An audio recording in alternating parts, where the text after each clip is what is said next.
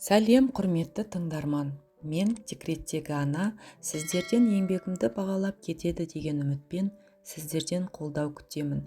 Арнама тіркеліп, лайк басып, пікір қалдыра отырыңыздар. Рахмет. Менің жасым 40-тан енді асты. Мектепте мұғаліммін. Жалғыз басты әйелмін.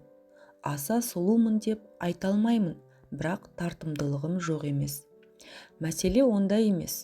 Күнделікті жұмыс, үй өмірімде мен үшін қызық қалмағандай. Негізі, ауылдағы ең пысық жігітке 25 жасымда тұрмысқа шыққан едім. 2 баламыз болды. Ауылда жұмыс тоқтап, жолдасым жұмыссыз қалды. Мұғалімнің айлығы аз. Ата-енемнің пенсиясына қарап отыру ұят болғасын Алматыға көштік. Келе сала шаңырақ жақтан жалға времянка алдық. Күйеуім экспедитор болып жұмысқа кірді. Тірнектеп жүріп, ақша жинап, 5 жыл дегенде қала шетінен жер алып, шағын үй салып алдық. Күйеуім дүкенімізді дөңгелетіп, саудамыз қызып тұрды. Жағдайымыз оңала бастаған кез. Астыма көлік сатып әперді, түрлі киім киіп, қалағанымды ала алатын халге жеткенде, бойыма бір желік біте бастады. Достарымыз көбейді. Құрбыларымен апта сайын сауналататын болдым. Саунаға жігіт шақырып, жайлап шешінгенін көріп, оның мүшесін ұстап, умаждап, қыздармен мәз болатынбыз. Еріккен ақшалы қыз келіншектер шараптан алып отырып, сырларымызды ақтарып, қызды-қызымен төсек мәселесін әңгімелеуге де ойысып кететінбіз. Күйеуімен қарым-қатынасымыз қиындай түсті. Уақыт өте келе салқындай бастағандаймыз. Бастапқыда құрбыларымен қыдыруыма көп қарсы болмайтын, кейіннен тыйым сала бастады. Мен ол қаншалықты қарсы болған сайын, соншалықты қырсығып, керісінше жасайтын болдым. Балаларымды қарайтын әйел бар. Менің бос уақытым көп.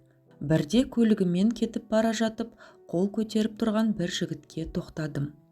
Менен 6 жас кіші екен.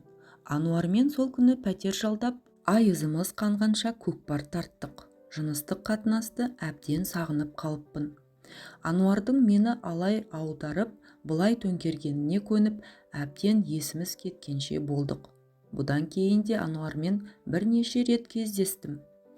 Құрбымның бірі таныстырған Марлен есімді жігітте төсекте жаман емес. Жыныс мүшесі үлкен, нар тұлғалы жігіттің менің үстімде жатқанда өзімді бір патшайымдай сезінетінмін. Өзімнен жасырақ жігіттердің маған қызығушылығы одан сайын желік бітірді. Әдеттегідей кафеге барып тамақтанамыз, сосын пәтерге барып көңіл көтереміз. Бір күні үйге келсем, күйеуім де балаларым да жоқ. Телефонына хабарлассам, ауылға әке-шешесіне кетіп қалыпты. Дүкенімізге екінші сатушы жалдаған екен. Дереу, Нарынқол қайдасың деп жол тарттым. Күйеуімнің балаларымның бетіне қарауға ұят. Оқуларын осында жалғастырып жатыр. Ата-енемнің оларды беретін түрі жоқ. Қайта күйеуім әкем мінеді деп көлігімді алып қалды. Басым салбырап Алматыға қайттым. Бұрынғыдай жүретін күйеуімнің ақшасы жоқ. Байырғы мамандығым бойынша мұғалімдік жұмысыма қайтып орналастым. Ақшам жоқ болғасын әлгі нақсүйерлерім Марлен мен Ануарға да керегім болмай қалды. Сендей әйелді кездестіру бақыт, сен сондай кереметсің деген сөздерінің бәрі жалған болып шықты. Өз қолыммен құрыққан бақытты қайтару қайда? Ең бастысы балаларым үшін жаным ауырады. Қызық қуып жүріп барлығында ұмытыппын. Енді соның зардабын тартып жүрмін. Жұмысым да мектепте болған соң, менің балаларымен жасты бүлдіршіндерді көрсем жылағым келеді. Ондай кезде менің өмір сүргім келмей кетеді.